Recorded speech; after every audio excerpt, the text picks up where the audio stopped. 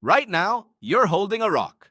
Not literally, but basically, yes.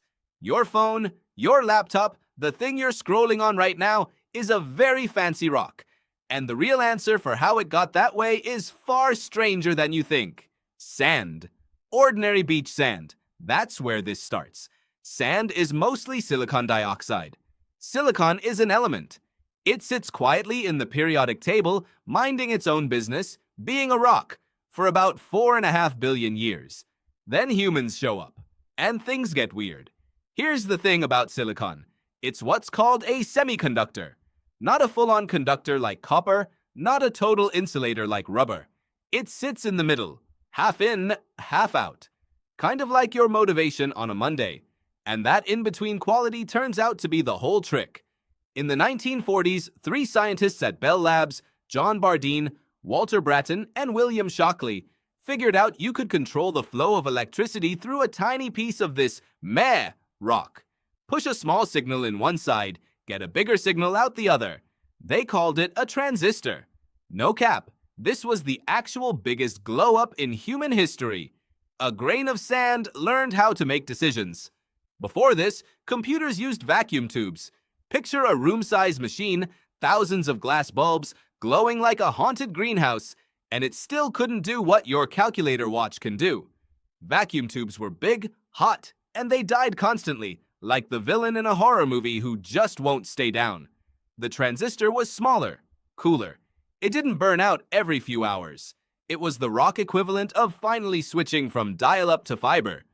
But the real plot twist came in 1958.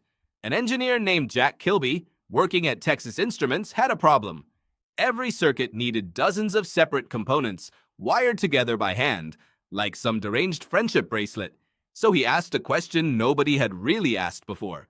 What if you didn't build the components separately? What if you carved all of them into the same tiny slab of material? He built the first integrated circuit, multiple transistors, resistors, and connections, all etched into one chip. Around the same time, over at Fairchild Semiconductor, Robert Noyce independently cracked a cleaner version of the same idea. Between them, they didn't just build a better circuit, they built the format for everything that came after. Now here's where it gets almost unbelievable. In 1965, Gordon Moore, one of Noyce's colleagues, noticed something. The number of transistors that could fit on a chip was doubling roughly every 2 years. And it kept happening, decade after decade.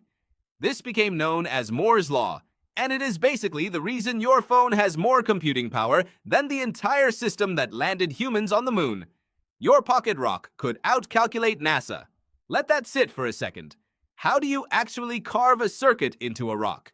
You don't use a knife. You use light. A process called photolithography shines ultraviolet light through a stencil-like mask onto a silicon wafer coated in light-sensitive chemicals. Wherever the light hits, the chemical reacts.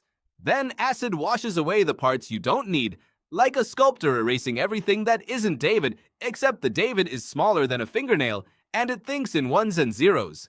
Those ones and zeros are called binary. It's the entire language of computing, and it's stupidly simple at its core. A transistor is either letting electricity through, or it's blocking it. On or off. Yes or no.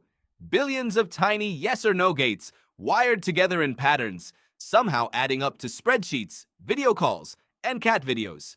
You are, right now, reading the output of several billion rocks, agreeing or disagreeing with each other at unthinkable speed. Why does this matter to you today? Because every notification buzzing your pocket, every playlist, every meme is being decided by transistors switching on and off faster than you can blink. Modern chips pack tens of billions of them onto something the size of your thumbnail. That's not an upgrade. That's basically a different category of object. And it's still just sand. Still just silicon. The same stuff sitting on beaches everywhere. Doing nothing, being nothing, for billions of years. Humans figured out how to organize it. Not to create something new, but to arrange something old into a shape that could think, sort of. So here's the thing you're actually holding right now. Not a phone, not a rock. A history lesson about how far organization can take you. About 60 years ago, someone looked at sand and asked, what if this could remember things? What if this could decide things? And it said, yes, you're still holding a rock. It's just finally learned how to talk back.